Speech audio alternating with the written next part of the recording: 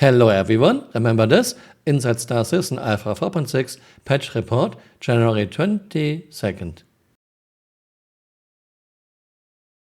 Well, the Pipeline channel Discord has now a picture. Argo Moth, found in the too early release press kit for the Valentine's Day, free fly, etc. Yeah, it's pretty much an Argo Mole, but for salvaging with 2 salvage beams. I don't know how many people this need to function. I guess pilot cannot use those salvage beams, maybe co-pilot can, or maybe the guy in a lower turret. But there are 2 more manned turrets, so I don't know how this is supposed to work.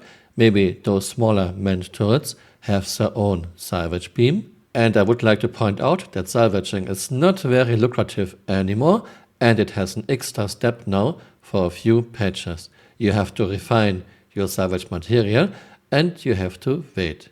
And of course, there are paints. Most of those paints are very easy color swaps that CRG is selling for far too much money.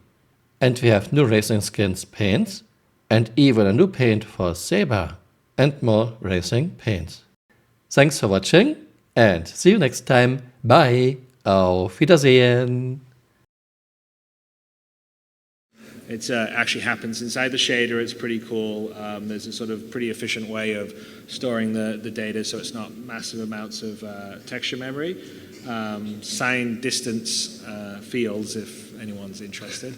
But it's pretty cool. So yeah, so for what will be happening going forward is now we'll be able to roll out different sort of first of all the skins that we've already promised, but probably some new ones, and at some point we'll allow tools for people to be able to sort of do their own paint job. So essentially the process kind of begins with we want to get these pre-configured schemes done. So you could, for example, go off and go, oh, you know what, I want a NASA themed kind of skin, or I want a District 9 themed skin, or I want a pink Hello Kitty themed skin.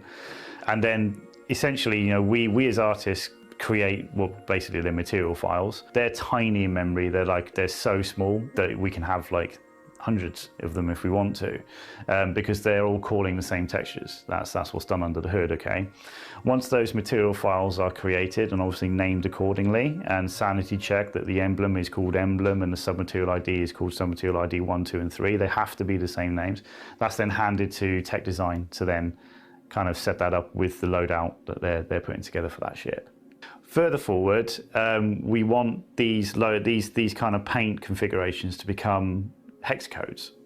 So if you're in like a guild of 20 players, and the clan leader said, all right, this is our paint scheme, there's going to be no guessing work. You get the hex code, you put it in there, and it automatically will say, oh, you know what, we've got matte black against yellow against pink, something crazy, and at every ship in your fleet you can put that hex code on and it will automatically go into that color configuration.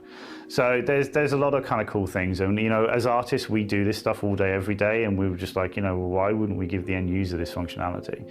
So that's the overall plan. There is a lot of kind of very things you have to be careful with when you're authoring the shaders for this stuff, so it can accommodate these options, but we're on top of that, and that's kind of, yeah, it's good. That's what we're doing on the initial kind of burst of ships right now. I think it's really cool, and it's really amazing to see.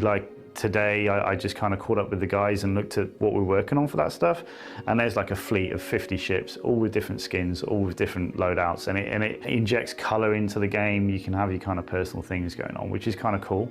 If I was going to pick one to fly and customize myself, I've always got a sweet spot for the Avenger. If it was me I'd probably go for a dirty chrome kind of finish. The shape is just kind of so kind of primitive. To get some kind of highly reflective material on it, I think would just look super cool in space. So that's what I would go for.